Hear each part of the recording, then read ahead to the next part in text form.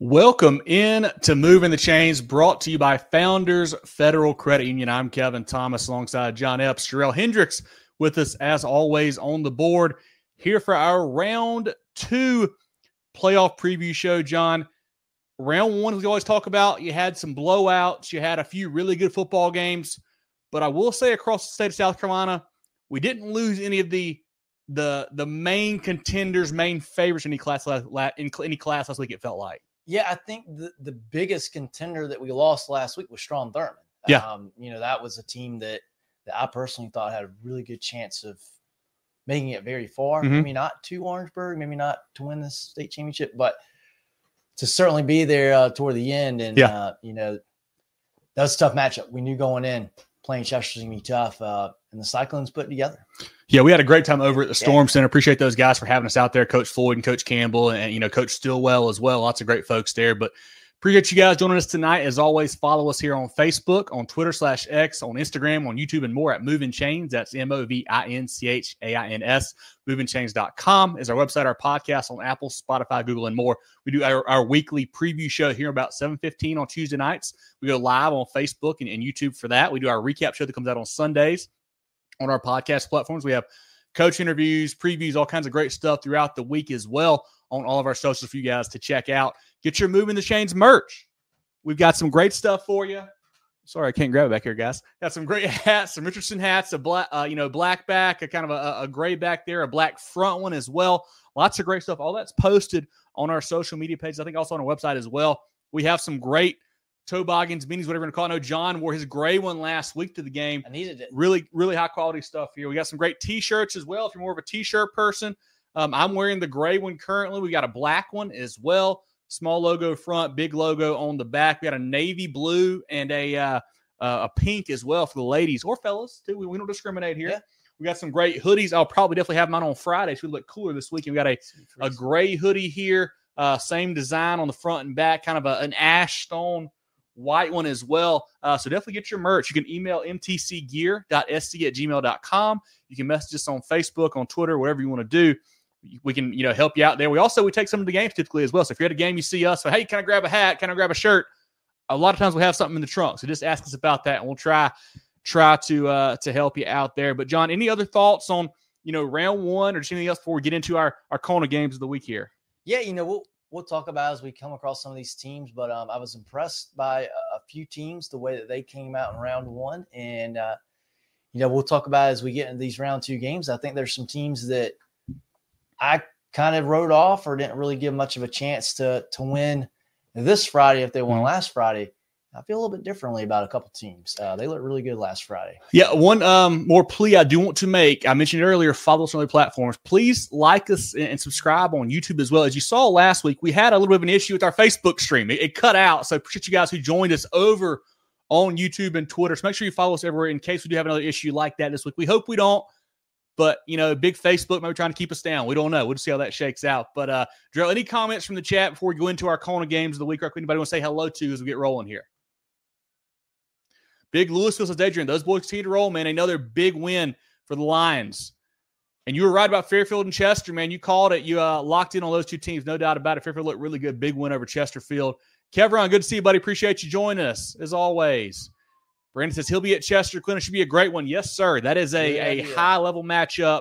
Al said, hey, y'all lost JDA. We completely missed that one. I thought JDA was the state title favorite all year long, and they get beat by Lawrence. I didn't see that coming in. I think they were the favorite. They just had to be. And the Richard Wynn, Allison, they will play Lawrence for the state title this Friday night at WW King. We'll break that down here in a little bit. That's a big game as well, an 8-man. Your boy Cam says Big Newberry High. Yes, that is a big matchup. We'll talk about that one here in a bit too. May go to that game. We'll see. Chris says, what's up, Chris? Good to see you, buddy. Appreciate you joining us. Tank says, let's win this week. Let's go Hartsville. Yes, you get a little bit of rivalry matchup taking on Darlington in the playoffs. For Hartsville, that's cool there. Todd says MVP. Coach, the stars are rolling. You know it, and they're playing good football right now. Very big Irmo versus everyone. Irmo is, legit one of the top 3, 4, 5 best teams in the state, and they can beat anyone, no doubt about it. Noah says, how about those Hillcrest Rams? Big week for the Rams against Greenwood. It'll be a fun one this week. Chris says, what's up, fellas? Good to see you, Chris. Appreciate you. Your Panthers continue to roll down there. Tim says, Dillon Wildcats over Newberry. We'll get to that game. Should be a fun one for sure over at Bulldog Stadium. Anybody else, Jerel, before we lock into our CONA games of the week? Let's jump into it, guys. Our Carolina Orthopedic and Neurosurgical Associates games of the week, our CONA games of the week, 5 of the biggest ones across the state. John, let's start with the 2A battle with 2 teams that have played really good football this year. Kind of feel like they're flying under the radar, even though they're 8-2 and 9-1 respectively. That's Hampton County traveling to Manning. The Hurricanes at 8-2, a 42-21 victory over Woodland last week, averaging 33 on offense, 19 on defense. Manning, 55-0. They blanked North Central last week. Only 1 loss on the season, playing good football there for Coach Kennedy, averaging 33 on offense, 10 on defense. This seems to me like it's 2 teams that want to play defense, want to run the football, could be in for a low-scoring game Friday night. Yeah, and this we've been dying for a game like this for Manning for a while. Mm-hmm. That 1 loss was their first game of the year against Crestwood, a really tight 17-14 game. Yeah. They've run off, 9 in a row, 10 in a row now since then. I'm just not sure how good they are. Yeah. They haven't been super, or they haven't played super good talent. For sure. I mean, that region, straight up, that region is a little bit weak this year. I mean, it really is. It's not the best region. Their best win, you could say, was the final week of the regular season, an overtime win against Lake City. Yep. They also beat up on a Mullins team that was playing really good football. They kind of turned Mullins season when they got beat by Manning. And then Hampton County is a team that I was really high on in the preseason, really early on season. I don't think they're quite as good as I thought they were this year, but they have really played some good football lately. They lost to Barnwell, and then final game of the regular season, they really controlled the game against a really good Whale Branch team. And then last week, first round of the playoffs, a good Woodland team, they blew them out. Yeah. 42-21. They're playing really good football. They might be playing their best football of the year right now. I like Hampton County in this game. I think they're a little bit more tested. And I may be biased because I was high on them early in the year, but I think they're the better team too. But I admittedly just don't know a ton about Manning either. Yeah, the Hurricanes quarterback Chris Terry, he's I think a multi-year starter there, knows how to run the offense for them. The playmaker is Jalen Singletary. He's a running back / DB. I think earlier this season he had a 200 rush yard game plus 2 pick sixes. He was one of our players of the week, had a huge game for them. Receiver Jordan Bovane is a stud out wide. They want to run the football. They average 235 on the ground per game, so they want to get it done on the ground. Defensively, Mandrell Sanders, he's a Super 75 guy of ours. He is a stud, 69 tackles, 10.5 tackles for all, 6.5 sacks. A young sophomore I like a lot, Javen Risher, I believe either the brother or cousin of Jamie and Risher from Wade Hampton a couple of years back. I think walked on at South Carolina now. He's a really good player for them as well. Head coach Rob Hanna, one of the best in the business. Last year, what he did with that program, first year of them coming together with Estill Hampton and Wade Hampton was really impressive. He's done a great job again this season. On the Manning side, quarterback Jerel Mitchell, receiver Jeffrey Caesar, running back John Tavius Canty. They ran for 300+ last week as a team. Now, North Central is not a great football team, but anytime you can run for 300+ is pretty impressive. Defensively led by Jerron Hammett. And, a question I had written down right here, John, was what you said earlier. What's their best win? I mean, I guess it's Lake City in overtime, who I like the Lake City team a lot. I really do. But it might be an issue when that's your best win. Yeah, at the time, I think that Mullins win was a really big. Yeah, They dominated that game as well. I think they won 33-6, and that was a Mullins team that was playing really good football. Mm-hmm. They were really hot at that point in time. But yeah, you don't have a game that you can really brag about. Yeah. If you're Manning to this point, but I still think they're a really good team. They are. They're a really good team. Just don't know how good. They're a team that has competed in 3A, for region titles and from a deep preference the last couple of years. But I agree with you. I think Hampton County a little bit more tested. I think a little more explosive as well. That's why I'm going with the Hurricanes. I think the Hurricanes go on the road and get this win. Jerel, comments from you or from the chat on this 2A matchup between Hampton County and Manning? Yeah, I'm like you guys. I think we just know a little bit more about Hampton County based on the schedule. The 2 losses they have are to 2 really good football teams. You know, so it's no shame in those. Manning, again, just their schedule was a little bit weaker this year, so you just have to give Hampton County the edge. Like the breakdowns there, I think they're going to be able to get it done. But it should be a very good football game. For sure. What is the chat saying about that one or about anything in general? Chris says Hampton County by 14. Be big. Tyler says we better win for Manning. So their schedule's not the best. He thinks Hampton County by 14. I agree, Tyler. I think if they win this game, it'll be the Monarchs' best win by far. Sure. But I think Hampton County wins. Tanya, so let's go Woodruff. That's one of our games. Tanya will get that here in a minute. That was a big game as well.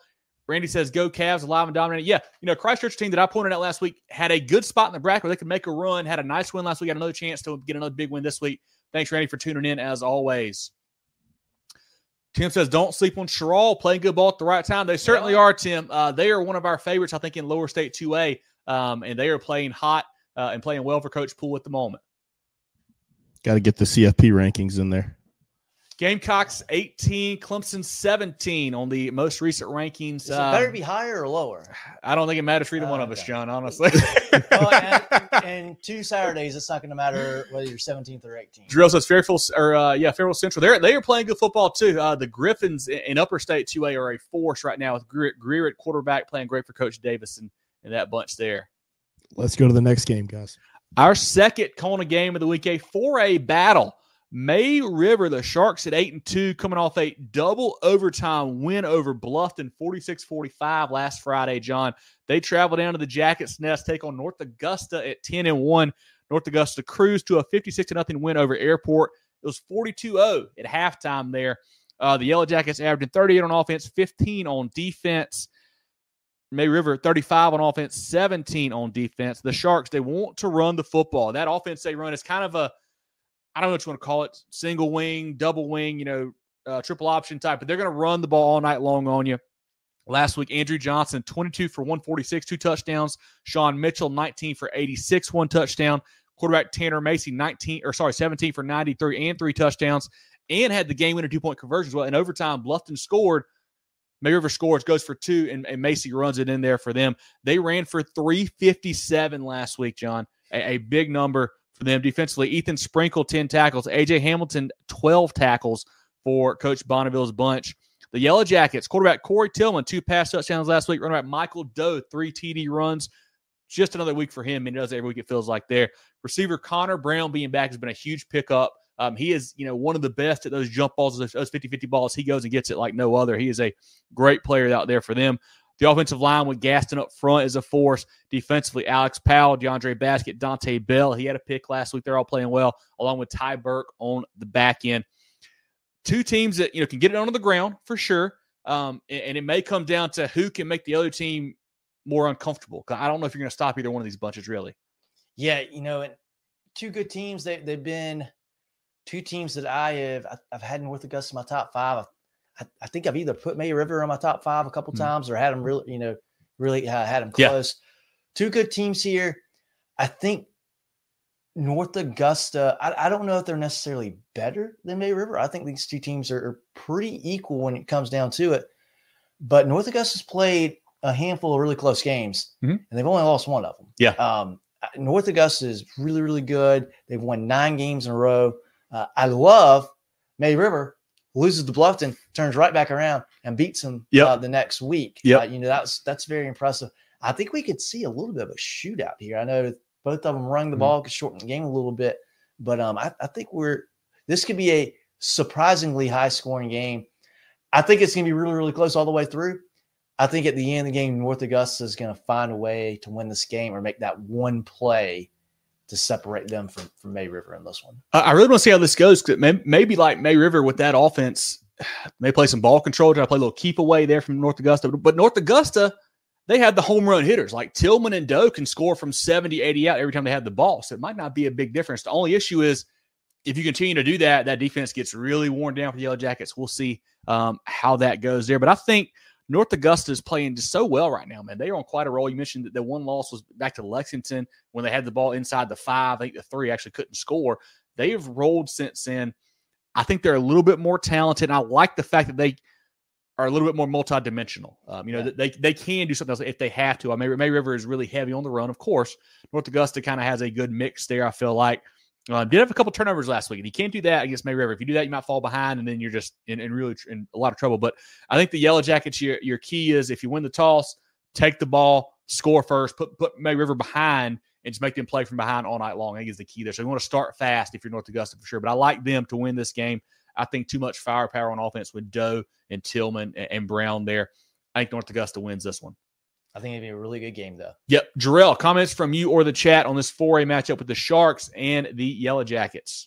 Yeah, I like a North Augusta in this one, too. It is just like you mentioned. I like their ability to actually throw the football as well. When you look at a May River team, someone who's run heavy like that, turnovers are huge. Like, it could be great for them if they're causing turnovers and they can play ball control. But if they turn the ball over, it's always tougher for them to come back in that game. So I'm going North Augusta on this one. I think they're a little bit better. Again, these are, like John mentioned, these are two teams that we've had in the top 5 all year. So it should be a fantastic football game. Certainly should be a good environment as well down there at the Jackets Nest. Chris says North Augusta by 10. I think it's going to be closer. Tank says North Augusta too much offense. Maybe may try ball control. Still like Jackets by 14. That sounds about right to me there. I think that's a good call there, Tank. Terrence, what's up, guys? Hampton County in the house. Yes, one of our games of the week, Terrence. If you missed it, we talked about that one game first. You can go back and watch that when we get done here. Big win or a big game against Manning. Maybe by 10 he picks. Okay, that would be a surprise to me, but at this point in the playoffs, everybody's good. So it certainly could happen. Just one for later in the show. Curtis says, what upsets do we foresee? Let me look at the schedule, Curtis. We'll go through them as we get to them. But I don't want to list off anybody quite yet, but there are certainly some that I could see happening at this point. Kelly says, any college scouts, upcoming game scouts, reach out to you guys or use your great stats and test info. I know they'll be at some games for sure, especially when you get to that state title weekend. They'll be down there for that. We don't talk to a whole lot of scouts. We have a couple that follow us on social media. So they may see our stuff, but we don't really have any personal conversations with them, I would say, for sure. Yeah, I think, a lot of the scouts they know who they want to see. They know who they want to watch. And it's, I think when the kids are in 11th and 12th grade, it's more of a question of kind of doing your FaceTime with the kids, remind them, hey, I'm here for you. Hey, I'm coming to see your game. Trying to sell yourself more so than school XYZ that may not be at a kid's game on a Friday night. Yeah. Najee says, Camden here says, Deshandra, I missed Najee's comment. I don't know if it was good or not. Sorry, it went away quick. Camden going to Wren, I think. They are. Should be a fun game in Upper State 4A. Let's move on to the next game, guys. Our third CONA game of the week, a really, really good 3A matchup here, John. And that's Woodruff, the Wolverines at 9-1, traveling to Powdersville, taking on the Patriots at 8-3. Woodruff, a 28-21 win over Pendleton last week, averaging 40 on offense, 24 on defense. Powdersville rolled Broome 37-13, 36 points on offense, 24 points on defense allowed. Powdersville, a team that has gone from 0-3 to 8-3 now, winning 8 games in a row. Woodruff, I will say, they won last week, but that scoreline scares me a little bit about the Wolverines. Big time. If Woodruff plays like they did last week, this week, I think they get beat. And it may not be very close. Because Powdersville's playing really good football right now. Woodruff's the better team. Woodruff has got the talent. We've seen they've got good quarterback talent. They have a really promising up-and-coming running back. Scouts should be watching that guy if they're not already. Call us about Aiden Gibson. Aiden Gibson. He's going to be the real deal soon. They're good. Yeah. They're very good. We saw them in a shootout with Mountain View earlier this year.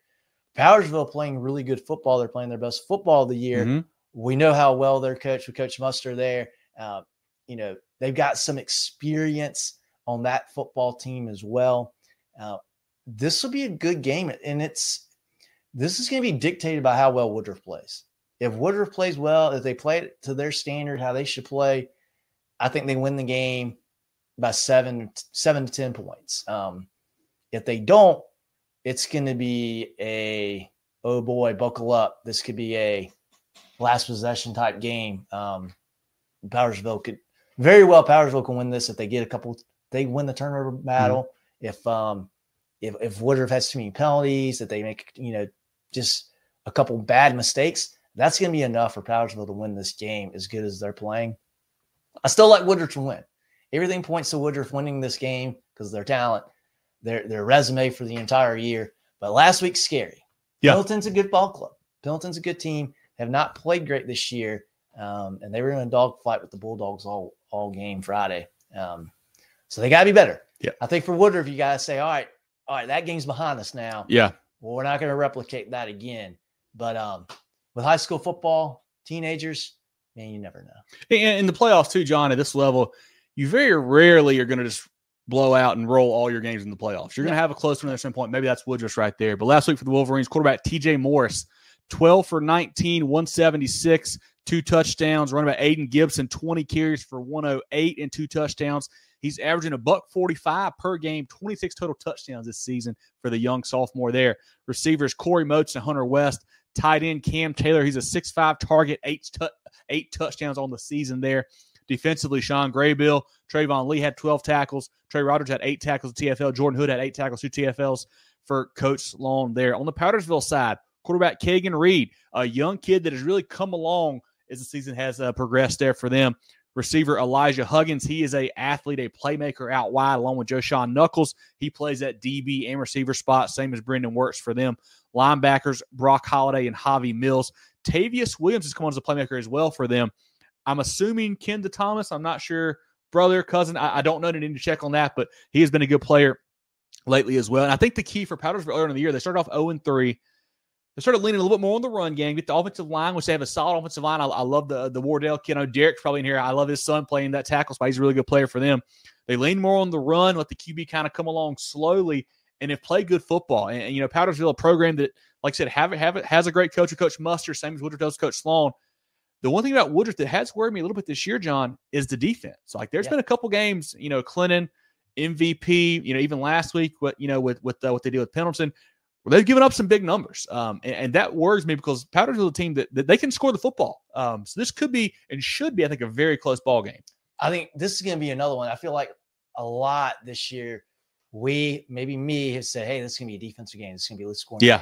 I think this is going to be a really high scoring game. This could be a really exciting back and forth ball game with two very potent offenses. And don't forget, even though Woodruff has a better record, they're playing at Powdersville because Powdersville won their region. You know, Woodruff finished second in there. So this one certainly, I mean, I guess you could still say it will be an upset if the 1 seed wins, which I don't know if you – I think Powdersville has a really good chance to win this football game. I really do. And I'm very high on Woodruff. I've had Woodruff high all year too.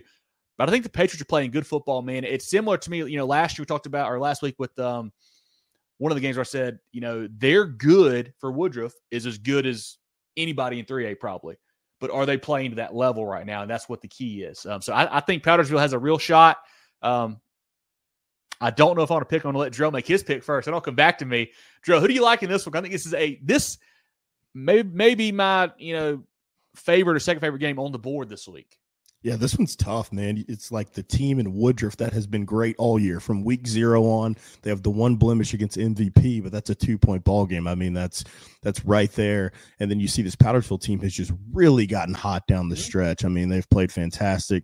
And then you're talking about a coach and Coach Muster who knows how to get it done. I mean, he's taken a team to a state title, you know, appearance. So it's really tough, man. And I really didn't consider that this game's being played in Powdersville. So you have to give, you know, that home field advantage to them. I'm going to stick with Woodruff. I've been high on these guys all year. Like you mentioned, their best, I think, is some of the best football that we see regardless of classification, especially on the offensive side, man. Just love Gibson, Morris, Moats, all those guys, the way that they can distribute the ball. So love the way Coach Sloan has really gotten this program going and really schemed up that offense. So I'm excited about Woodruff. I think they're going to win it, but it's going to be a whale of a football game here. Make your pick programs now. I expect a lot from in the next couple of years. I think these two coaches do a fantastic job in two growing communities as well. Woodruff's getting bigger every day, same as Powdersville. I know Powdersville's a little bit landlocked, kind of getting stuck there, but there's a lot of people moving into that area. So going to be a lot of fun watching these two programs next couple of years. I'm going to go on a limb. I'm going to take Powdersville at home. I think they win this game, a close one, but I think this is a really good 3A matchup. Comments from the chat here, Jerel, on this ball game. Chris says things like since the MVP game, Woodruff has not been the same. You know, that they haven't played, you know, a super good team since then. So maybe they haven't had to be at their best. Maybe that's it. I don't know. He likes Woodruff by 3. Let's see that. Nathan says Powdersville 2 comparative games, Woodruff, Broome, and Pendleton. Those games, Powdersville won larger margins. Yeah, you know, and I don't love the transitive property there, Nathan, but I mean, it does stand for something, right? It does mean something. I think it should be a great game. I think Powdersville close will be good. Derek, let's go, Peavy. I know who you're pulling for, my man. I know you'll be there on Friday night for sure. Tanya says penalties kill us. And that's big, Tanya. You know, you can't have that in the playoffs. You know, if you get one big setback and that could change a drive, change the outcome of a whole game there. So got to clean that up here in the postseason. Tank says Powdersville with a last-second score. We've seen that before. Yes, we have. Travis says Powdersville by 7. Powdersville by 7, says Heather as well. Okay. Yeah, a lot of Powdersville love here, so you're not be going an out on a upset. limb there. Maybe not. I think it'd be an upset too, John. A lot of love for the Pats. Love that. Roger says the dark side defense difference maker in 3A MVP all the way. One of the favorites for sure, John. And, winning that game over Woodruff put MVP on the good side of the bracket where you don't have to meet BHP until that last game of the upper state. So you don't have to go on the road to Powdersville. Yes, that too. Jim said get into football weather now. Certainly is, Jim. A little bit chillier now. Should be a fun atmosphere on Friday all across the state. Let's get to the next game, guys. Our 4th CONA game of the week.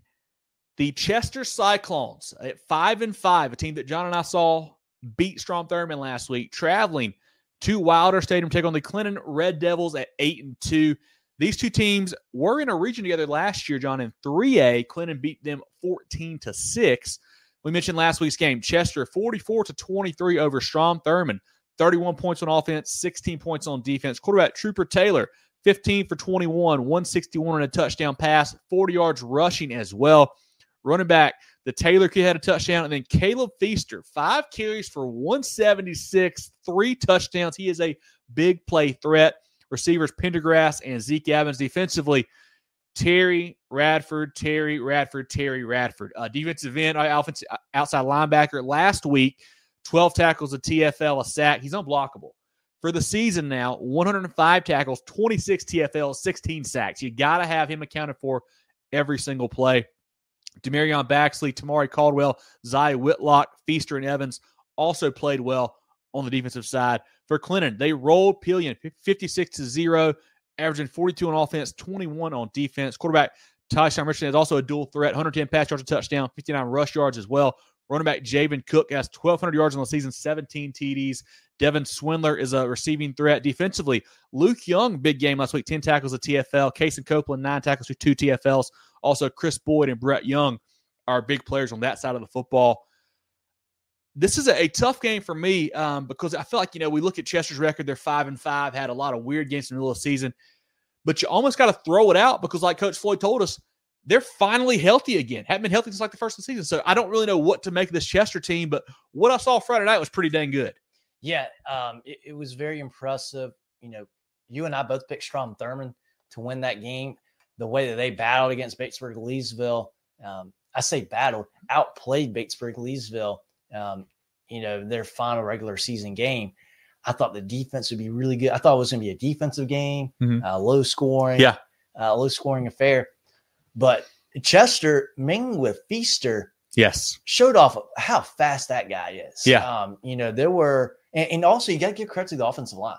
Chester offensive line was opening up some big holes. Mm-hmm. They weren't pitching the ball and run out and trying to beat you to the corner and going down the sidelines. They were running it right up the middle, had some big holes, and Feaster was fast enough to just turn on the jets, and it was game over. He had, I think it was a 79-yard touchdown run, a 56-yard touchdown run, maybe a 20-yarder, 30-yarder. They're all big plays, big chunk plays. Clinton, on the other hand, I think maybe Chester, there's not a ton of film on them being completely healthy. That's true. That's true. There is. Yeah. And Clinton knows, hey, you got to play good up front. And that's any game, right? You got to play good up front. You can't let Feaster get holes on you because you're going to run to yourself. You're going to have a track meet on your hands. If that's the case, Chester's got a lot of experience. They're healthy now. They're well coached. The biggest thing is they got a ton of momentum and a ton of confidence going into this game. Yep. I think they would beat just about anybody in 2A on Friday, except for maybe Clinton and maybe Fairfield Central. Yeah. Maybe Batesburg, maybe. Yeah. I think Clinton at home, they're a good team. They've been good all year. And as good as Clinton is as a program, I feel like this is a program that's got a bigger chip on their shoulder than anybody else around that's a contender. Yeah. Because they have not been healthy the last few years. Yeah. And I know they feel like, man, we probably have let a few trips to state championship get away from us just because of injuries. They are in a really good position. I think they take advantage Friday. I think this is a monumental second round game. I think Clinton's a little bit better. You look at their 2 losses and they're against two really good teams, Yep. and Woodruff and Daniel. Yep. They're not scared to play anybody. They're not gonna, they're not gonna be intimidated by anybody. They're at home. They're gonna have a great crowd, great atmosphere. I think the Red Devils win this one, but this is gonna be a really fun, exciting game. I think this is another game we might see a little bit of a shootout in. Yeah. Talk about two good coaches. Coach Floyd at Chester and Coach Fountain at Clinton are two of the best around, no doubt about it. The key for me, John, we saw it on Friday. The big plays for Chester, can you limit those if you're Coach Campbell in that defense there? Because from watching the game, I don't think Chester is cut out to have long drives. Like I think if they have to make a 8 to 10 to 12 play drive, they're going to do something that's going to back them up, either a penalty or maybe a loss in the backfield, whatever it is. And that's true for a lot of high school teams. A lot of them are not cut out to drive at long distances. But I think Clinton, if they can limit those big runs from Feaster, keep him somewhat contained, don't let Zeke Evans get over your head on a rollout pass from Floyd, you got a real chance if you make them drive it. I think you can kind of keep them bottled up a little bit there. On the flip side, the weakness I saw for Chester was the secondary. They had a really tough time covering the guys at Strom Thurmond. Yeah. And that's a Thurmond team that they do throw the ball, but that's probably not what they want to do the most. Like they would rather run it, with the sweeps and the counter stuff. They don't want to throw it a whole lot, but they did because they were able to make completions. Yeah. And Clinton, another team that doesn't want to throw it much.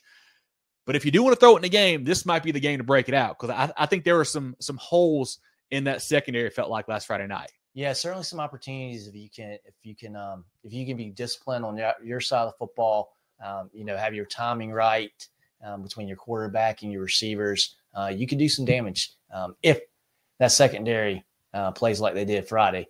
Obviously, Coach Taylor or Coach Floyd's going to have them coached up. They saw the same thing that we saw Friday, so I'm sure they'll be expecting that from Clinton. Maybe some adjustments in the secondary. We'll see how that shakes out. And for as much as we're saying, hey, they couldn't do this, they couldn't do that on defense, they outscored Chester outscored Strom Thurmond 30-7 in that second half. Yes. I mean, they buckled down defensively as well in that second half, and they did their job. And it starts up front with Radford. Mm-hmm. He's a big time disruptor, and having a guy like that, you can have a little bit of leeway in your secondary, because chances are your quarterback's not going to have all day to sit back there and find the open guy. Yeah.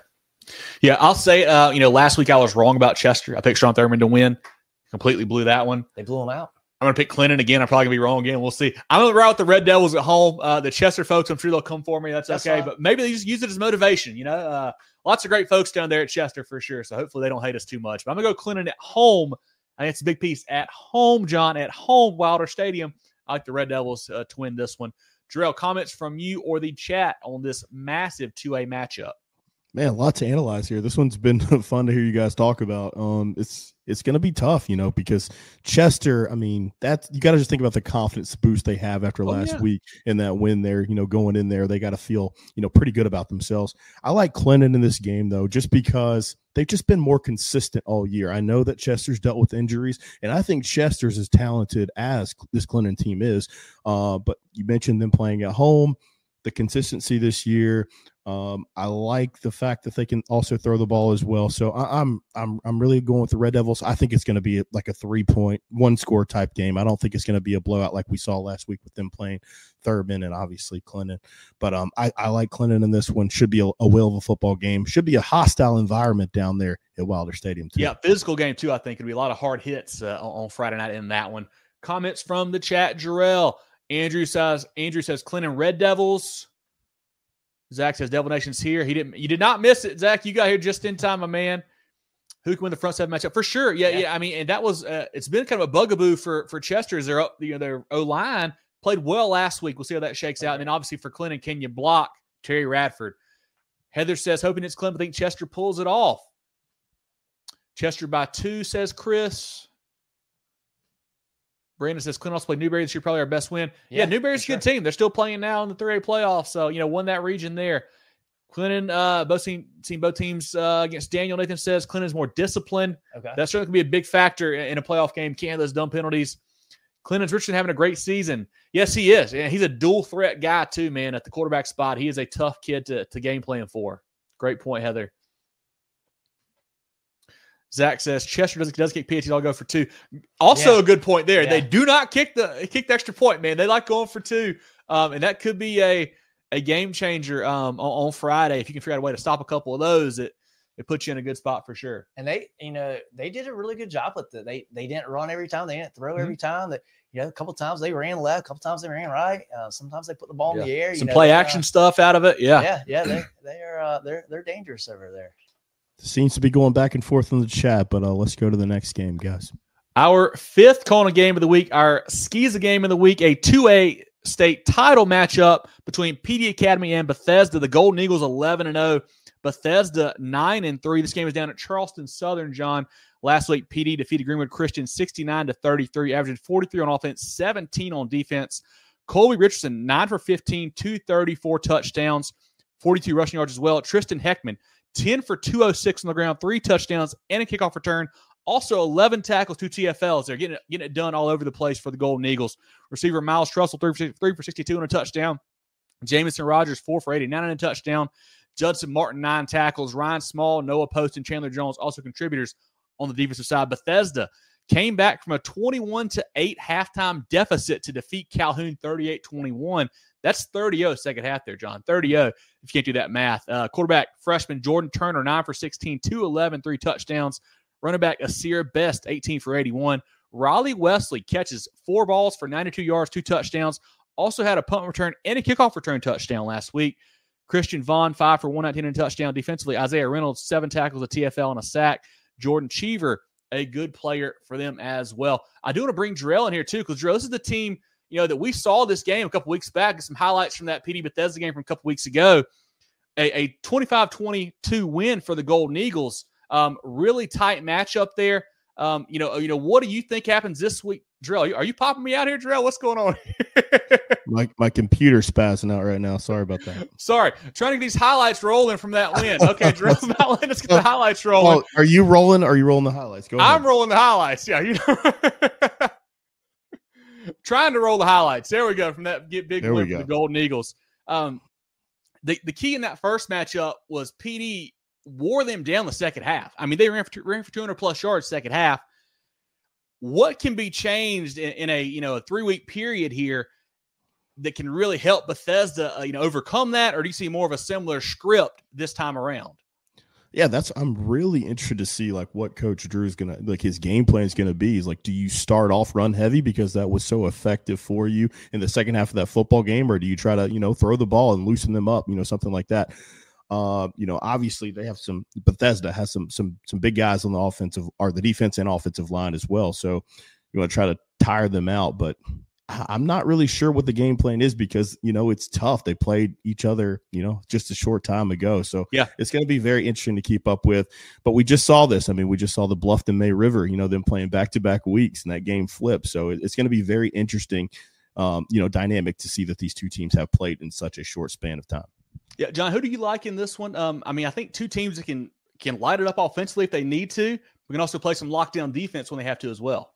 Yeah, I like PD stay undefeated. It's when you can run the ball on somebody, that is a lot of times you're more physical, you're stronger, you're more dominant up front. Mm-hmm. And that is schematically, there's not a ton you can do about that. If the other guy on the other side is bigger and stronger, there's not a whole lot you can do. Yeah. And if PD can stay disciplined, mm-hmm. not turn the ball over, I think they win this football game. Should be another good game, but I like PD. Yeah, a 3-point game the first time around. That was, at the lawn, too. This is a neutral site this time down at Charleston. So this game is at 3:30 on Saturday. I like the Golden Eagles as well. I think just too much firepower on offense. If you want to throw it to Trussell and Rogers, you can do that. If you want to run it with Heckman and Richardson, you can do that as well. I think they're too multiple up front. The key, I think, for the Golden Eagles is don't let Bethesda hit big pass plays on you. I think that's one of their keys. If they might try to go deep a lot, you can't let those guys over your head. That's the best chance for the Blazers. But I think PD wins this ball game. I think they win the state title on Saturday down at Charleston Southern. Jerel, any other thoughts from you or the chat before we roll into the next portion of the program? That's one thing I do want to talk about Bethesda. I like PD to win this game. I think they're gonna, have their dream season, magical season. I think they crown it here. But I was impressed with the athletes at Bethesda to see if they can get going early again, but kind of sustain that. It looks like they were hitting some big plays earlier, but they were missing those in the second half. Will they be able to hit on some of those big plays and keep this game tight? I think that 3-point margin of the game that we saw is a little bit misleading. It really wasn't that close. But if Bethesda is able to, hit some of those downfield passes that they missed in the second half, I think we're going to see a whale of a football game too. Perfect. Let's shout out some friends of the program out quick before we start looking at the rest of the statewide slate. A single moment can ignite a passion. With every play, a spirit of teamwork is forged, and determination evolves into success. Life is the ultimate team sport, and a trusted teammate makes all the difference. Our team at Founders Federal Credit Union works hard every day to offer the financial tools you need, backed by unrivaled member service. Relax, you're with Founders. The George Agency has been serving the insurance needs of South Carolina for over 40 years. They're a full-line insurance agency concentrated in employee benefits and health insurance with an office in Mullins and Myrtle's Inlet, but they can help you all across the state. They have clients in Greer, Rock Hill, Columbia, and more, so wherever you are, they can help. Give Bradley, Wayne, Richard, and the crew a call or check them out online at thegeorgeagency.net. That's thegeorgeagency.net. John, let's take a look. Let's go back to the regularly scheduled programming this week. Start with 5A. Let's go Division I, work our way down. As always, folks, if you missed the game of the week, you can go back and check that out when we get done here. It will be on Facebook and YouTube forever. And then if you want to ask about a team, talk about a team, feel free to shoot that out in the chat. Love to have you guys' thoughts on this 5A all the way down statewide slate here. Yeah, starting in the lower state, we'll see Fort Dorchester go to Somerville. I think this is Somerville's last game, too. Similar to that Bluff to May River. I think they played 2 weeks ago, smoked them. Somerville got a bye last week. They play them again this week. Fort D, though, I will say, nice win last week over Stratford. Coach Lorenzano, didn't have a Fort Dorchester level season this year, I would say, but had to replace a lot of pieces there. And the Patriots, I think next year, are a team to look out for. Hats off to him for winning that first round game. I think Somerville ends their season ends Fort Dorchester's season this Friday. Yeah, I think so too. We'll see Ridgeview go on the road to Cane Bay. Can Cane Bay continue their hot streak from 0-7 to region champs? I don't know what to make of that team, man. I really don't. I think the Blazers are going to be too much. That is a very dynamic offense, very talented group. We'll see Carolina Forest host James Island. James Island on defense allowing less than 8 points per game. Very, very impressive. Carolina Forest, Jaron Fox, Chris Livingston have combined for over 2,000 rushing yards, 31 touchdowns. Who can enforce their will better in this one here, John? I think James Island has a real chance because you'll hear this is a theme of my comments tonight. I think that Beach region may have been a little bit down this year. Yeah. I think the Trojans have a real shot to go on the road and win this one. I think it would be a little bit of an upset. I think Carolina Forest will win the game, but I think James Island is going to make this a very, very stressful evening. Great defense, as always. Chris thinks it's going to be James Island by a landslide. Okay. Wow. I don't know if they have the offense. I was going to say, I don't think a score to make it a land.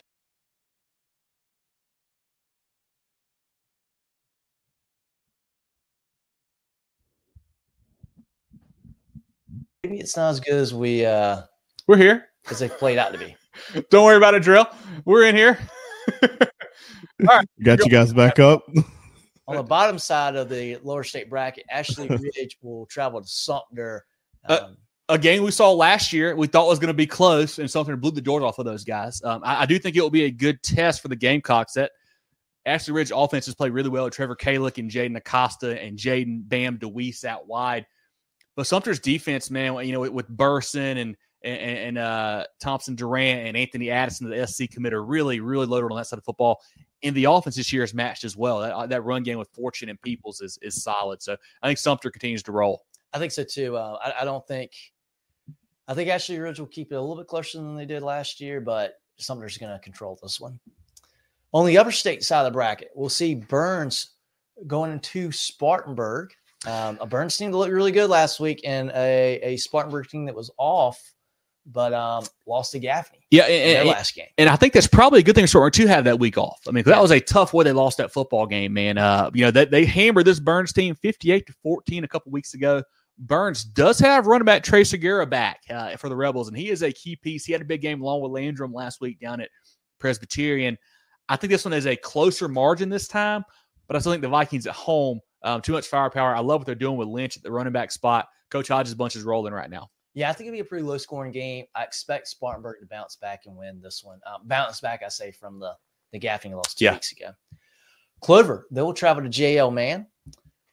River Bluff will be on the road against Rock Hill. That's a Thursday night game. With Rock Hill and Northwestern both hosting, I believe the higher seed gets the pick if they want to play on Thursday or Friday. I see Northwestern pick Friday. Rock Hill is going to host on Thursday against Clover there, against River Bluff.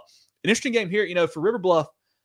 They've got a really solid defense. They've lost 2 games this year, Irmo and Dutch Fork, and that's it.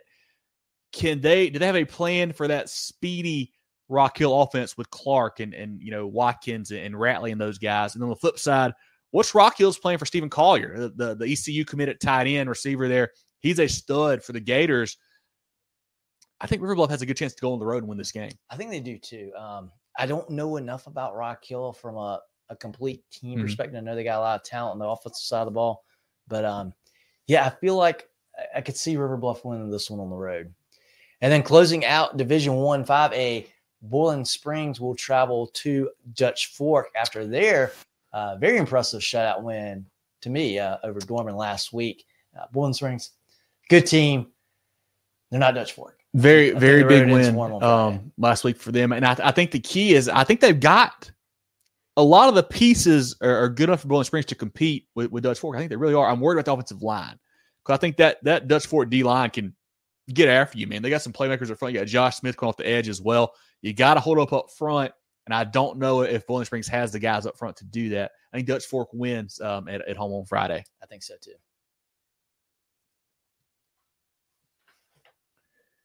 Anything else? Is that it for Division? Oh, that's all for Division 1. Sorry. I forget. Yeah, we got 2 divisions now. Jerel, thoughts from you on Division 1 or from the chat on Division 1 before we look down to the D2 slate?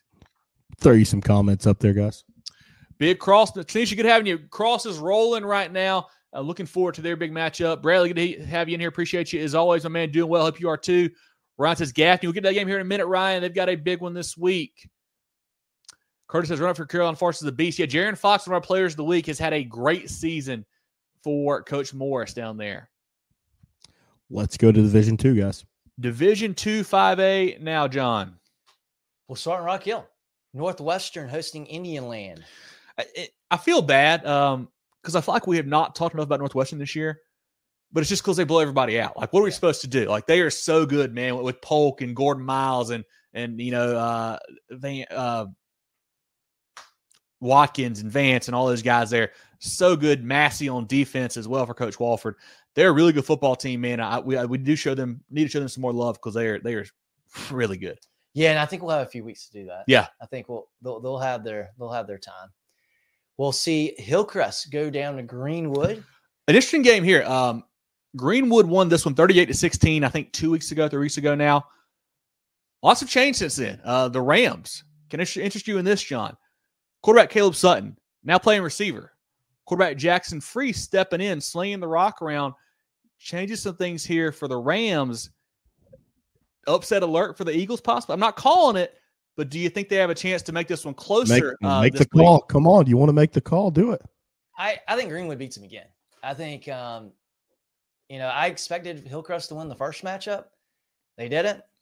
It wasn't really all that close.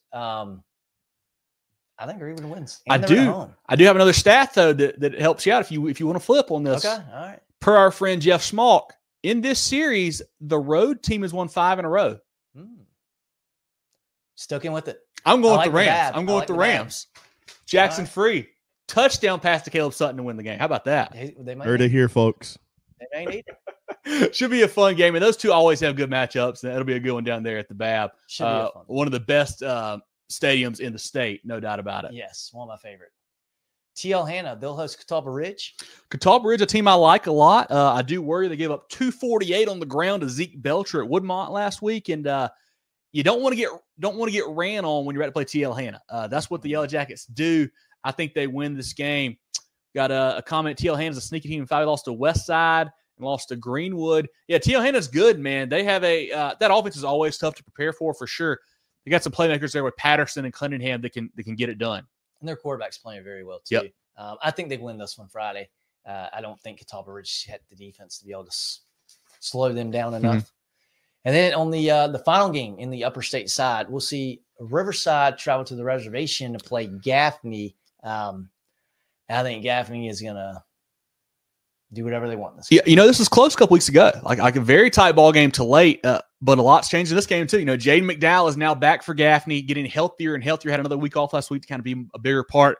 But for Riverside, they have moved Kentucky commit Mikkel Skinner to all over the field. The tight end receiver last week played running back. I believe he ran for 4 touchdowns. Also played some defensive end, had a lot of key pressures for them. I think had a sack as well. Of course, catching passes out wide.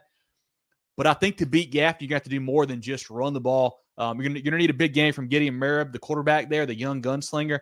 I think Gaffney at home a little too much there. Maybe a similar scoreline a couple weeks ago. I don't know. I think Riverside's probably playing a little bit better because they're getting Skinner a little more involved.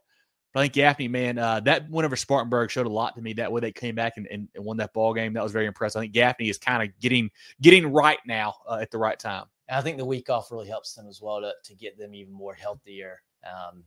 And they've got a whole film of what they needed to correct from the first Riverside game. I think Gaffney will be ready to go Friday. Yep. Switching over to the lower state side of the bracket, we'll see Irmo hosting Chapin. A team that Irmo already beat pretty handily. Region game there, so I think the Yellow Jackets roll again. I think they did. Yep. North Myrtle Beach on the road against West Florence. 2 teams that don't score a whole lot, honestly. The Chiefs, Drew Prince, you got to run the ball. Got to stick with running the ball. Can't get away from. Got to run the ball all night long. West Florence, I like that bunch, man. They're tough. They're physical. I think they're going to have a good chance to win at home. Yeah, I like them at home as well. We'll see Westwood on the road against Berkeley. And our HTC game of the week, White Knoll will be traveling to the Grand Strand to play Myrtle Beach. White Knoll 6-4, Myrtle Beach 6-5. I may have that backwards actually, but either way, both got 6 wins. White Knoll, they beat Lugoff Elgin 41-18 last week. Quarterback Landon Sharp, $160 on the ground on a touchdown, 200+ pass yards, 2 more touchdowns. Running back Tyon Fanning, 143 in a TD. Shaquez Montgomery, 2 touchdowns on the ground. Caleb and Devin Geronimo, your playmakers, out wide for them.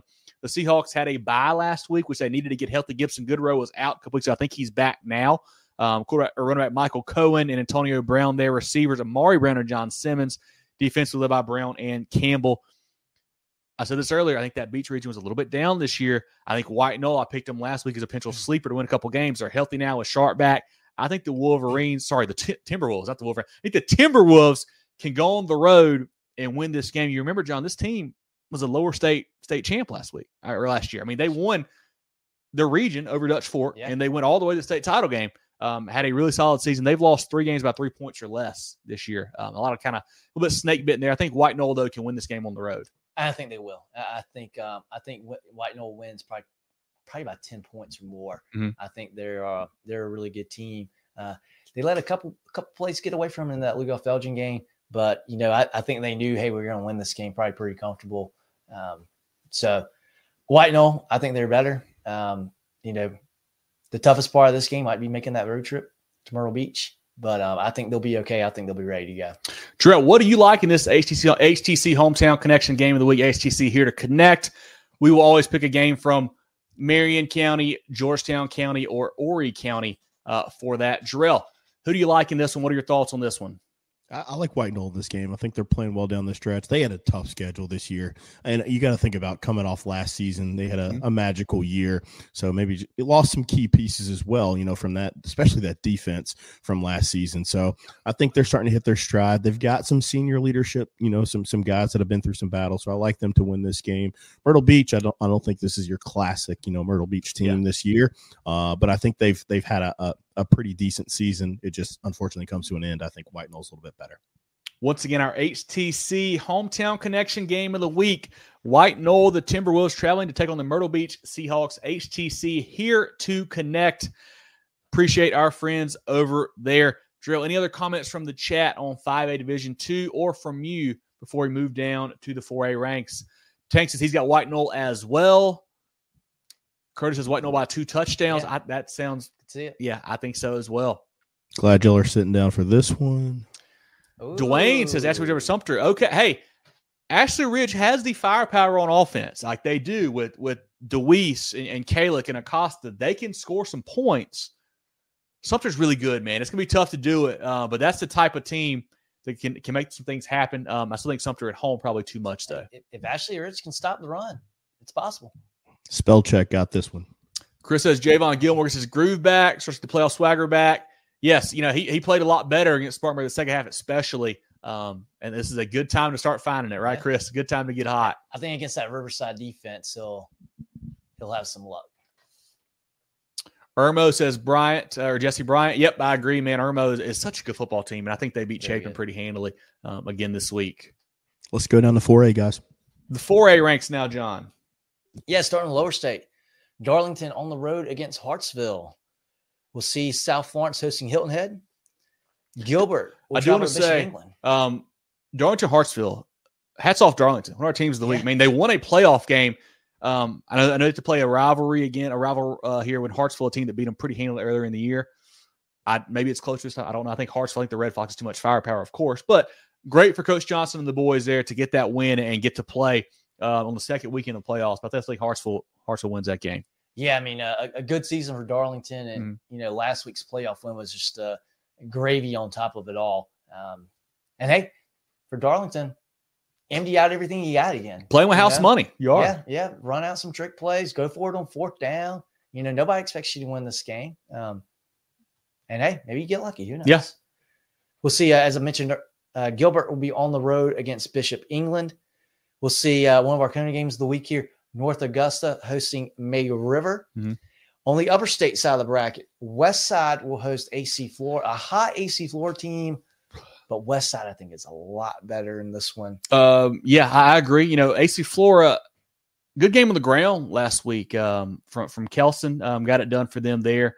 West Side, though, man, they just put up points in bunches. I think I saw where Bomar had a pick six, a receiving touchdown, and I think a punt return touchdown all in the first quarter last week. What they can do with him and Weaver and Richardson and Paul and just Evans and obviously Cutter Woods, commanding the ship there, man. They are so good on offense. The defense has played great too. I think they get another big win over AC Flora. And they have very good special teams as well. Yes, they do. That return game is very dangerous. Good point. Money Weaver is back. Win big, no special team score included. I feel like they score on special teams every week. I mean, I needed to go track that. Like they've got a chance they may have returned a kick or punt every game. Yeah, I mean, I went to the BHP game and they had Weaver had a punt return for a touchdown. You also had an interception. I don't know if you took that one back to the house or not, but did have a punt return. Electric. They were electric. Wren, they will play host to Camden. Alexa stop. has some commentary here. Wren, one of those nights, guys. One of those. Yeah, nights. Alexa's a big Wren fan. Wren's a dangerous team. I think they are really good. Bagwell, the quarterback, ran for 200+ last week. Reese Price, of course, is the stud running back for them. They're getting healthy on defense with Sanders back and a Catalan back as well. They're a good football team for Coach Freight right there. Camden, solid as well. I think for them, you're going to need some explosive plays out of, Krim or Thompson. You're going to need some kind of big touchdown to win this one. I think Wren a little too much there at home. Yeah, I think Camden's I feel like they lost their identity a little bit toward the back half of the season. They're still a really good, really talented team. I like Wren at home. I think that I like that Wren defense. I think Camden's going to have a hard time scoring a lot of points against Wren. I think it's a low scoring game, but I think Wren finds a way to win this one. We'll see Greer on the road against South Point. Two teams that have some history in South Point. Short time a lot. They play some good ball games for sure. Greer, I mean, great win over Fountain Inn. Probably lucky to win that game the way it went there. But great job coming back and getting that dub. There were Nick Holmes, that running back, kind of leading the way. South Point, I think, dropped a 77 burger. I believe it was last week. They're impressive. I think they roll again over at the Corral this week. Yeah, I think so. South Point's a very, very tough group. Talk about another tough group here on the bottom side of the bracket, Daniel hosting Richland Northeast. I saw Nathan made a comment. This could be the best quarterback matchup of the week. And that is certainly could be the case.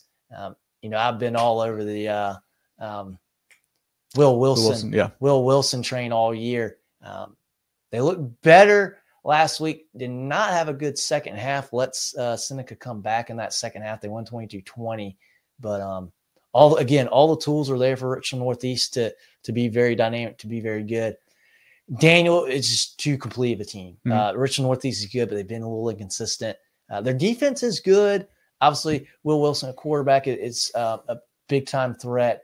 But Daniel, they're just more consistent. I think Daniel wins this game. But this could be an exciting ball game. I think R&E is dynamic enough on offense to still be able to score. Yeah, Wilson versus Clary is a great matchup for sure. And it was odd last week. They scored 22 in the first half, and they get shut out the second half. I know you play a little more ball control, which is odd. So I do wonder this week, if you're Coach Walt Wilson, do you try to just get into a shootout? Like, hey, we're going to try to score 40-plus and just hope we have the ball last. Or is it, hey, a little more run heavy with Wilson kind of running it, some more QB power, and just really milking the clock, limited possessions? I don't know what your thought is on that one. I think I'd probably try to just light it up. I think is your best bet because Daniel's good enough on defense. So if you have ball control, at some point they're going to stop you on that drive. You're not going to score.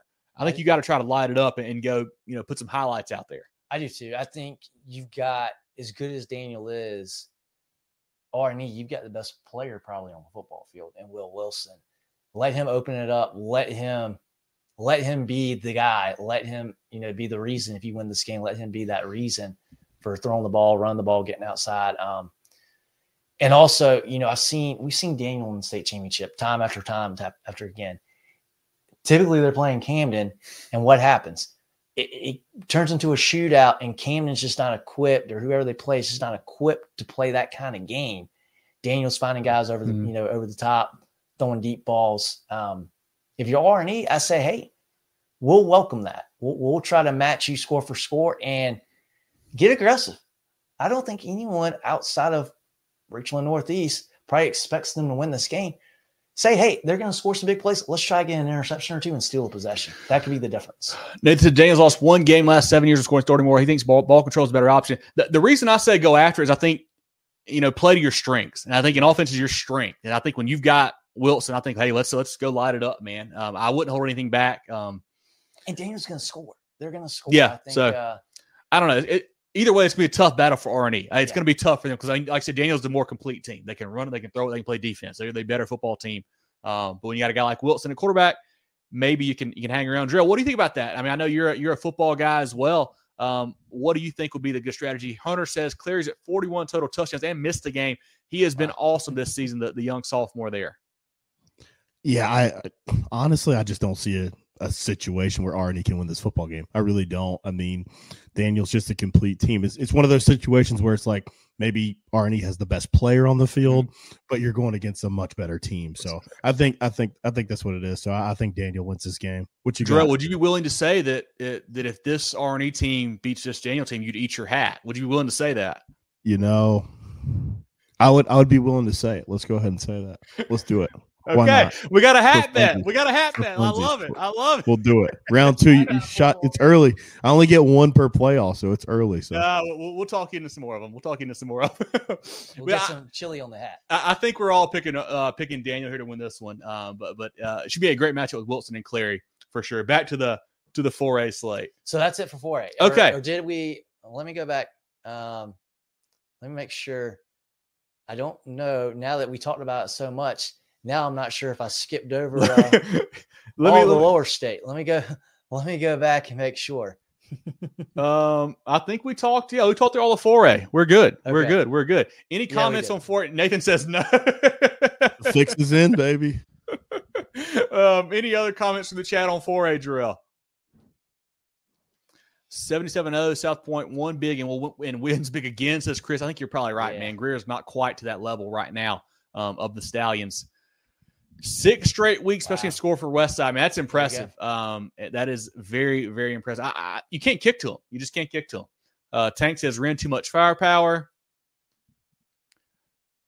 Curtis says, Coach Johnson, a great job in Darlington, bringing the fire back. Nothing to lose in round 2. Exactly. You're playing with house money. You certainly are, Curtis. Great point there. Love what he has done with that program. That's all the 4A comments, guys. Let's look down now at the 3A ranks, John. Yeah, we'll lead off Mountain View hosting Walhalla. We'll have Crescent going on the road to Christchurch. Walhalla, great win. I think first win, I think it was like 29 years in the playoffs, something like that. Awesome win for Coach Stone's bunch last week. And what was the second game? Sorry, I was clicking some other stuff there. Crescent at Christchurch. Christchurch, look out. They're in a good spot. And then we'll have, we talked about one of our CONA games of the week earlier. Powdersville hosting Woodruff, big-time game there. Belton Honeypath hosting Palmetto at the bottom of the Another program I'm excited for, Palmetto. Well, Coach Norton's done there, getting a win over Chapman in the playoffs. Great to see. BHP, I think, ends that Mustang run this week. But still, awesome to see Palmetto win a playoff game and move on to the next round. Yeah. Certainly improving that program. On the lower state side, we'll see Walkmall traveling to Oceanside. Oceanside has played great football all year long. You know, had some tough lumps early on against some bigger competition there, but have turned around and played well. Walkmall, a great win over what we thought was a pretty good Swansea team on Friday. So love to see that. Great win there for that bunch. Sorry, go ahead. Newberry will host Dillon. This is a big-time ball game. I think Newberry, if they win, it's more of an upset. Yeah. But, I know that they get to host this one. Dillon was in that really, really tough region. Mm-hmm. This is going to be a really fun game. Might be a game I go to Friday. Yeah, got some the action. Highlights. Here comes this is when Dillon knocked off Newberry back in the 2014 state title. This is Dillon. I got some stats for you, too. You're going to hear some stats here. Wildcats, first trip to Bulldog Stadium since 2000. They've won 3 in a row against the Bulldogs, including back-to-back 2A state titles, including this game right here. Big games from Johnny Allen and Avery McCall for Coach Jackie Hayes as they won that one. I think this is a fun game, man. Two teams with a lot of athletes. You know, on the Newberry side, Jamel House, Caldwell at quarterback there for them. On the defensive side, you got C.J. Earl as well. You got Bryce Satterwhite on defense for Dillon. Jamarion Fling, Ramon Hamilton at quarterback. You got Zy Robertson out wide. Dan Graves on defense, man. Two teams that spread it out, have some athletes, can run a lot and sling it around. I don't think trying to out-athlete Dillon is the way to beat them, and that's what worries me about Newberry, because I don't know if they can beat Dillon at their own game right now. I'm calling the home upset. I think Newberry beats them. I think Newberry I think they're an underrated squad this year. I blame myself for not talking about them as much as I should. Dillon is very, very good. Yeah. No indictment on Dillon. I think Newberry wins this game. I think we see Dillon make a critical error. I think, be it in special teams, be it penalties. I saw them play at Loris, was not impressed with how they handled their special teams, specifically kick returns. Yeah. I think Newberry is going to take advantage of one of these big-time mistakes, and that's going to be the difference in the game. And I think Newberry's going to pull the upset. I think it's going to be really close, man. And, you mentioned it. I want to see these highlights again because look at the nasty cats flying around. You're going to pick against that, John? Hey, this was a really, You're going to pick against that, John? I was actually – Johnny Allen right there going to the house? I bet he won't put a hat on it. River Bluff High School. Yeah, you got your Avery McCall throwing dots here. Look at, actually going to those guys aren't coming back. If they were there, maybe a different story. We got Hamilton. We got my boy Fling. Yeah. Zay Robertson out wide. Well, yeah. How about this, guys? Another fun fact here. Dillon legend, Clemson Tiger great Derek Hamilton on the Newberry coaching staff. Very cool. So how about that? That'll be a fun little wrinkle there as these two get together. The noodle. I think Dillon, man, I think that Loris loss may have been a good thing for them. It made them kind of clean some things up, focus up a little bit more. They put the hammer down on Marlboro County a few weeks back. They're playing good football right now. I don't love it that it's on the road. I don't love that for Dillon, but I think the Wildcats, I think they're on a mission right now. I think they win this game. Jerel, who do you like in this one? This is a big-time matchup here. Oh, I'm going Dillon. I'm going to let John, stand on, sit on that ship by himself, so I'm going to let him go on the limb this week and let him be on on social media for making this pick, but he's standing on it. I love it, John. He has no qualms about it. He's ready to go. That's exciting, man. I don't know if anybody from Dillon watches, so we're gonna find out. I don't know. We certainly are. If I go to the game. Oh man, let's look back at the rest of the 3A slate here. We'll see. Orangeburg Wilkinson traveling to Keenan. That's an interesting game there. A sneaky good game. OW they were down 16-0 to Ainer last week and came back and won. And Ainer's not the type of team you can really come back against with a ball control there. Big win for the Bears. Keenan continues to roll. They have played really good football this year. They are that Raiders bunch is tough. They had a weird situation when they lost their coach right before the season started. Had an interim all year long, but they were playing good football there. I think at home that's a really, really good matchup. I'm going to go with Keenan. I like their defense. They play really good on that side of the football. That's big time in the playoffs. They're at home as well. Mm-hmm. I'm going to take the Raiders. And then on the top side of that lower state bracket, Loris hosting Hanahan. Loris, first game in 21 days. Their region did not, take advantage of that extra week that was added on. They ended up getting a bye last week when Marlboro County was in the eligible playoffs. They didn't have a team to play, so they got a bye. This will be their first game, I guess, in 3 weeks now. The Lions are playing good football, man. They play good football all year long. Want to run the ball with Percha and Stevens, throw it with Moon Jerel, let the defensive line eat up front. Tough matchup for Hanahan going on the road. I think Loris wins this one. I think the Lions are in for a deep playoff run. I do too, and a great atmosphere over there at Loris. Really good place to watch a game. Good support they have, and a really good team. They deserve the support. If you go to the game, get the chicken box, right, John? Yeah, chicken box are great. Get it early. They do run out. Any other 3A comments, Jerel? Dylan with at least 2 interceptions. I like it. They may win the game. Curtis says Dylan in a close one. Najee says, can Dylan defend the pass? I think they do pretty good. I think they've gotten better as the season goes on. Just says Dylan by 14. Curtis Johnson, John eating crow next week. That's fine. That's fine. I got to eat every day. Brandon says Newberry's very good. 3 losses to Clinton, Fairfield Central, Chapin. All 3 losses are single digits. They have. And they've got a good win over Keenan as well. So that Newberry team has been good this season. Great. That's it for the comments there. Well, let's shout out some friends of the program right quick, Jerel, before we move down to 2A. At HTC, we're here to keep you connected. Here to provide reliable fiber optic internet with free, fast, and secure HTC Smart Wi-Fi. HTC, here to connect. With 3 convenient locations in Spartanburg, Duncan, and Greenville, Carolina Orthopedic and Neurosurgical Associates, CONA, offers the most advanced training and experience in orthopedic surgery, neurosurgery, sports medicine, and pain management in the upstate. Go to CONA.care to learn more. Looking for top-notch sports gear and uniforms? Look no further than First Team Sports. With 30 years of serving the Carolinas, First Team Sports is your local full-service dealer. From youth teams to colleges, we've got you covered with team uniforms, staff apparel, letterman jackets, sports equipment, and facility branding. Visit our local store in Greenville or firstteamsc.com. Make First Team your first choice. Let's look at 2A now, John. 2A Lower State. Barnwell hosting Timberland. This is a scary game in round 2 for Barnwell. Timberland's big and physical, a type of team that can lean on you if they want to and just control the clock. I think the Warhorses win, but this is a tough round 2 matchup. Yeah, Timberland, impressive win over Lake City last week. Lake City team that's not bad in their own right. Sherrall hosting East Clarendon. I think Sherrall, too many athletes. East Clarendon's well coached, does the right thing. I don't think they had the playmakers that the Braves have outside or in the backfield. I think Sherrall wins this game. They got to show up, but I think they do. I think they do, and I think they win. One of our CONA games of the week, go back and check this one out. We talk about Manning, Hampton County. Winner of that game will take on Philip Simmons and King Street. They're playing over at Philip Simmons High School Friday. I was super impressed with King Street. A big win over a Goodwell Branch team last week. I beat them by a couple scores there. Yes. Played really well for Coach Smith. Philip Simmons, we know what they can do. They had a big win over, Mullins with Oriana throwing it to Kellerman and whatnot.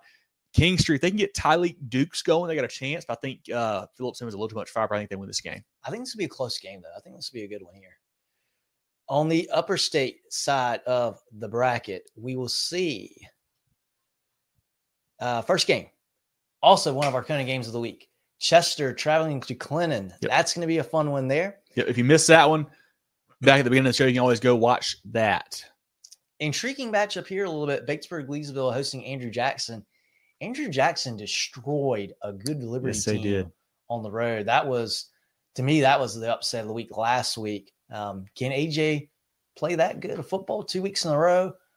I don't know if they're going to be able to play good enough to beat Batesburg-Leesville, but it certainly raises your eyebrows and gets your attention. Yeah, had a big game for Demias Seegers in that win. Batesburg-Leesville continues to roll. They played, I guess 2 close games. They beat Abbeville in a close one, beat Strom Thurmond in a close one. That's how they've rolled everybody. I think they're a very good football team, but Andrew Jackson will be a good second-round test. Yes. Fairfield Central hosting Chesney, and Central of Pageland will be hosting Saluda to close out the 2A slate. I think Saluta's defense, too much fire, or not too much fire, but I think the defense is too strong. I think they hold down a athletic Central team. Saluda, they got to find a way to score the ball a little bit better than what they've been doing lately. I still think the Tigers win that one. I think this will be a close game too. I like Saluda as well. Any 2A comments, Jerel, from you or the chat? Curtis says Saluda over Central. I agree with you on that one. BL will beat AJ. I agree there as well, Curtis. Leah says Landon Robinson, 41 carries, 313, 3 touchdowns for Walhalla. Huge win last week. Huge game for Landon. One of our former players of the week early in the season had a great game. One of our playoff performers this week. Caleb Levy, 18 for Newberry, is the X factor. He is a playmaker for sure. They'll need a big game from him and Howes to win that one on Friday. Secondary for Dillon is the weaker part of that defense as well. Let's keep rolling, guys. Down to 1A now, Jerel, or John and Jerel, everybody here. We'll start on the upper state. Intriguing matchup here. Abbeville hosting Blackville Hilda. Obviously, Abbeville is the class of 1A, but Blackville Hilda is a very good team in their own right. I don't think they've got enough to win this game, but do you think they're good enough to keep it competitive? To win a game like this, if you're the Fighting Hawks, I mean, you got to have your stud put the team on his back. Jaquel Holman, the South Carolina commit, is good enough to do that. And I think that's what it's going to take. It's going to take a superstar effort from him to win this game. I think Abbeville, though, they got too many guys, Leach and Patterson and Norman and just everybody there. I think they're just too good all around. I think Blackville Hilda could keep it close for a while. I just don't have quite enough weapons. And the defense, I think, is going to struggle second half as well. Okay. We'll see Lamar hosting Lee Central. Abbeville by 30, Daydream. Ooh. Lamar beat Lee Central in the region a few weeks back. I think they win again this week. Hunter Kenner Tyler hosting Dixie. Love this HKT squad. I think they win again. Yeah, I think they beat up on Dixie pretty good. I think it might be kind of You think so? I think it'd be close. I think Mance is the back there for Dixie. He can score a little bit, but I think HKT too big, too physical. I think they win that one. Daydream's guys, Louisville be hosting Rich Spring Monetta. Rich Spring Monetta, quarterback Jaden Holloway had 6 touchdowns last week. He's a good player. Louisville's got a lot of good players. I think the Lions win this one. Yeah, I agree. On the lower state side, Cross hosting Ridgeland. Big Cross, not the little one, John. They're playing football there for Coach Wright. See if they can keep it rolling here. Hannah Pamplico hosting Denmark Olar. Hannah Pamplico team that's been playing good. I think we might see some points in this game. I think Coach Littlejohn and Coach Woodbury there can light it up. I think we might see a high-scoring affair between those two bunches. Love to see it. Lakeview hosting Johnsonville. Johnsonville with a little bit of the upset last week over Branchville. We had a feeling that could happen. Mm-hmm. It did. Lakeview, really good team.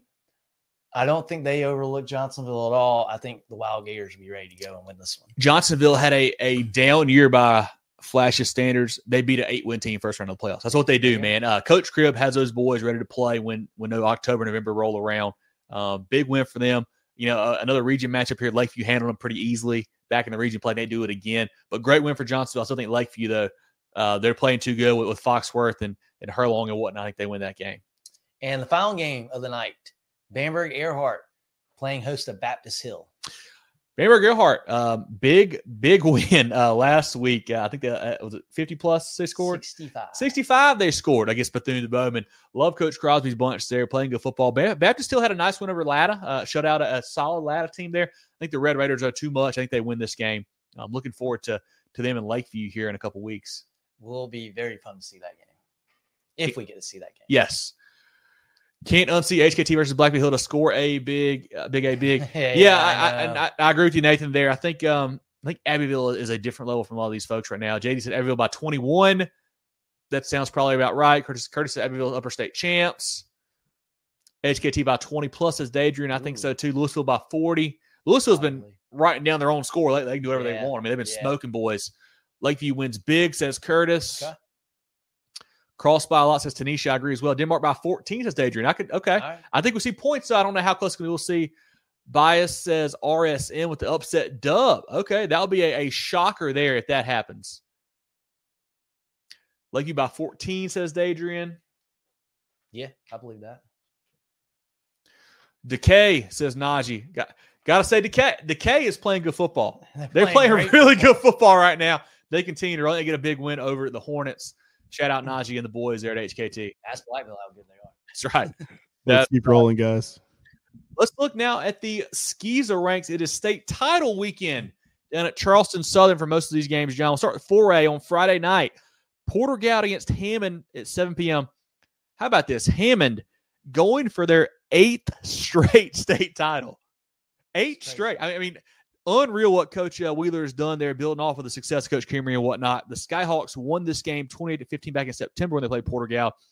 Andrew Turner, Manny Johnson, Mike Tyler, Brewer Lamass, probably too much for J.J. Flood and Porter-Gaud there. I think the Skyhawks make it 8 in a row. The 3A game, 7:30 p.m. on Saturday night, Wilson Hall, Pinewood Prep. The Panthers, 49-7 in the first matchup. Asa Wyndham had a big game, 315 passing, 4 touchdowns. Wilson Hall, they want to run the ball for Coach Jarecki with McLaurin, Galloway, and Myers. Also rely on Myers, Wilson, Howell, and Bonser on D. Pinewood Prep running back Jeremiah Singleton, one of our players of the week earlier on this season. 234 touchdowns last week, 1,700 yards, 28 TDs on the season. I think Coach Devontae Holloman gets his first state title in SCISA football this week with a big 3A win. The 2A matchup, 3:30 Saturday, PD against Bethesda, our SCISA game of the week. Talked about that one earlier on in the show there. The 1A game, Thomas Hayward against Williamsburg, 12 o'clock on Saturday. Williamsburg won a September matchup 28-26. Quarterback for the Stallions, Micah Balder, threw for a touchdown, ran for 162 and two more touchdowns last week. Running back Grant Small, defensively Arden Tilton for head coach Tyler Boyd there. Thomas Hayward, 49-14 over Dorchester. The Dorchester team has been up and down lately, hard to figure out. This game was 14 all at half. Blow them out second half. THA, since the first matchup between Williamsburg and them, they have moved Tonio Banner to strictly running back now. No more quarterback for him.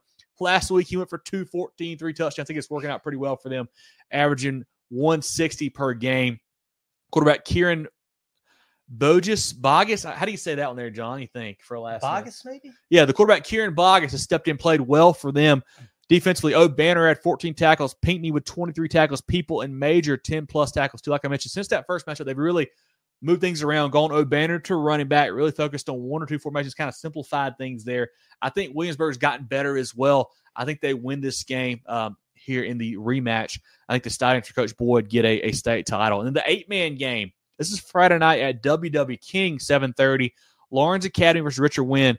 Richard Wynn won this game 56-20 back in September. Lawrence, the upset win over JDA in overtime last week. Big game from Ethan Collins.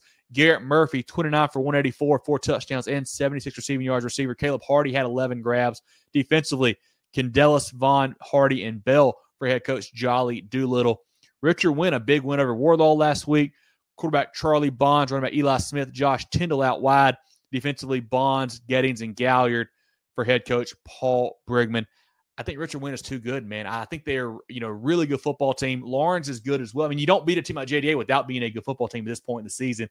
But I think our Richard Wynn, the Eagles, too much fire. I think they win that game. Alice says she loves people at Lawrence. Got family playing there. Got to go with the Eagles.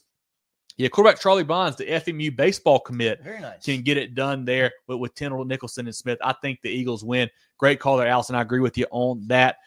John Jerel, any comments from you guys on these SCISA games? Any teams you want to pick?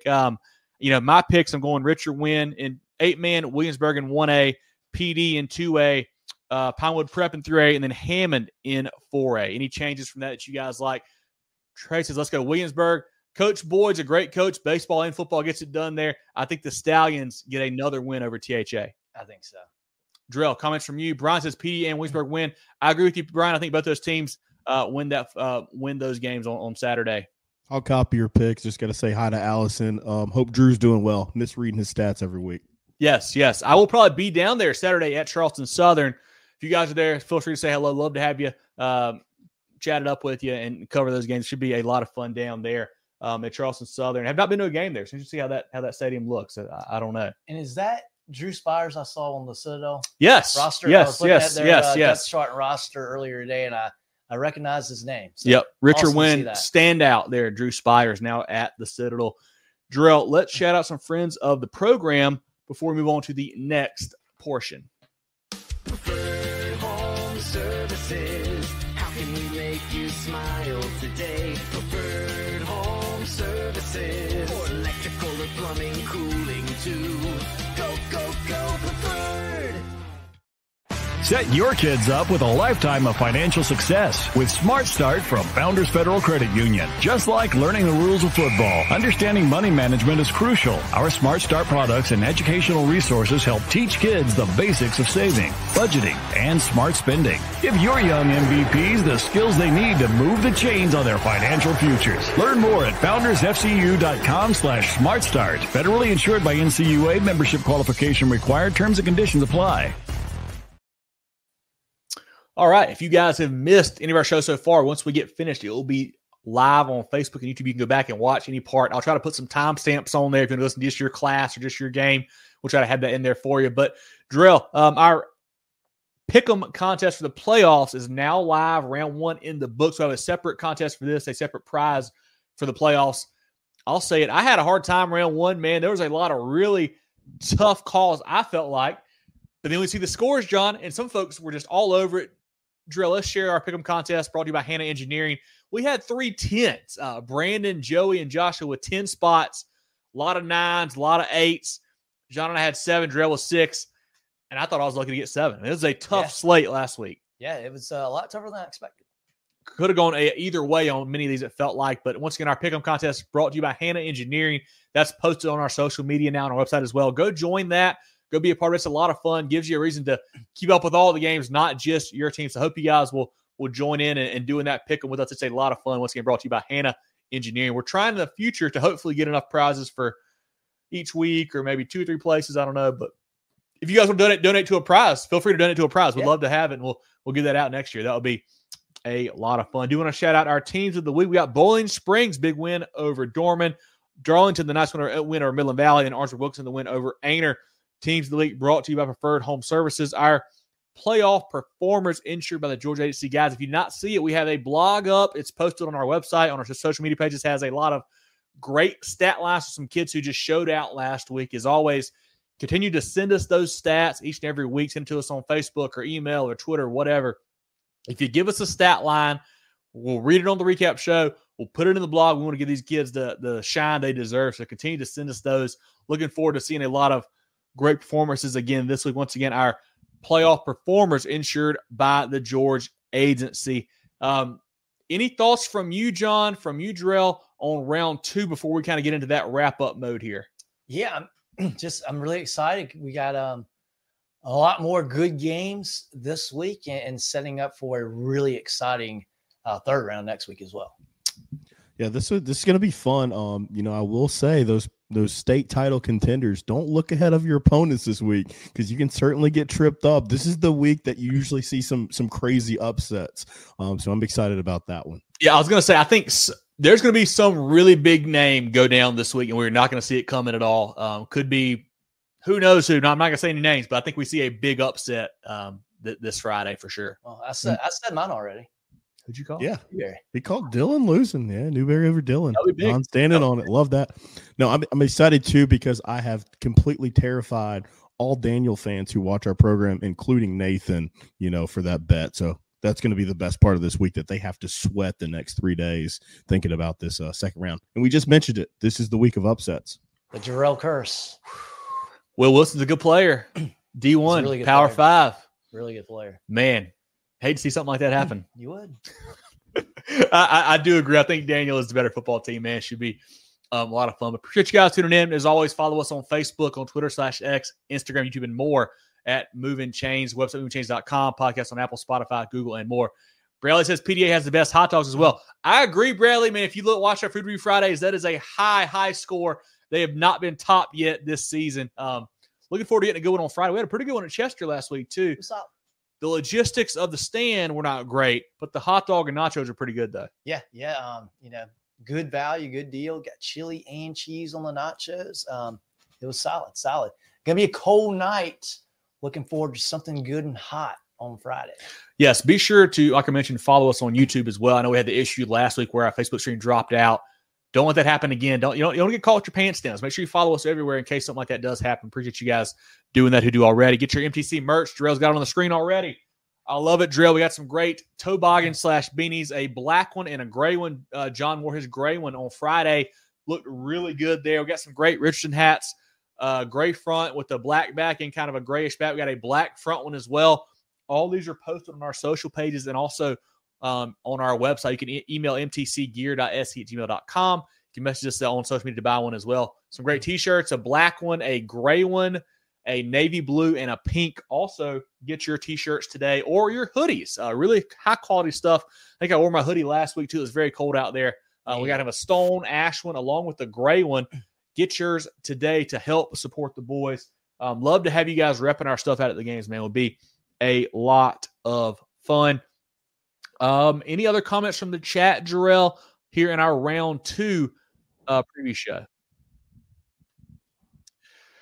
Bradley says, kind of excited for playoff football starting to wrap up. Appreciate you guys. Thanks, thank you, Bradley, for hopping in as always, man. Yeah, and it is sad. Like, we're getting into some really good football games, but it is getting closer and closer to the end. Appreciate you, Chris, as always, man. Thanks for the kind words. Thank you for tuning in. Brandon says, didn't know Myrtle is 5A now. Clinton beat them in the 2009 state title. Yes, they just went up from 4A to 5A now. That was when they had Everett Golson. Great point there, Brandon. A baller on the hardwood as well, not just a great football player, good basketball player. Yeah, Everett was also. Everett Golson, and who was the guy just before Everett or just after Everett was really, really good too. His name escapes me. They've had J.D. Melton has been there. Mitch, what was the quarterback? Mitch back in the day. They've had, obviously, Ryan Berger went to App State. You had Luke Doty at South Carolina now. Allison, great to hear that Drew's doing well, man. That is awesome. Always a favorite of ours, man. Really, really good kid. They love to see him doing well at the Citadel. Jerel, any final thoughts from you on round 2 here? I've been telling you guys all year, subscribe on YouTube. So do it. Blow it up. Once again, do want to shout out our friends at Chester. They were nice to us last week. Coach Campbell, Coach Floyd, Coach Stillwell as well. Talked to Coach Webb from Strom Thurmond. Lots of great folks there. That was a really fun environment. Not sure it'll be Friday, but if you see us out of the game, come say hello. We'd love to talk to you. Love to chat with you. And also, we're going to have some merch probably in the back of the trunk. So if you want to get a hat or a shirt or a toboggan, a hoodie maybe, let us know. Might be able to hook you up there. But Movin The Chains is always brought to you by Founders Federal Credit Union. For Jerel, Hendricks, and John Epps, I'm Kevin Thomas. This has been our round 2 playoff preview show for South Carolina High School football. We'll talk to you guys next week. Get ready for the ultimate South Carolina high school football experience with Movin The Chains. From previews to recaps, we've got you covered. Dive into our expert preview shows, predicting winners and sharing insights. Then join us post-game for the thrilling recaps, exclusive interviews, and highlights you won't find anywhere else. Plus, connect with fellow fans on our Friday night spaces on Twitter/X. No one covers South Carolina high school football like us. Join us at Movin Chains on all social media platforms and visit movinchains.com today.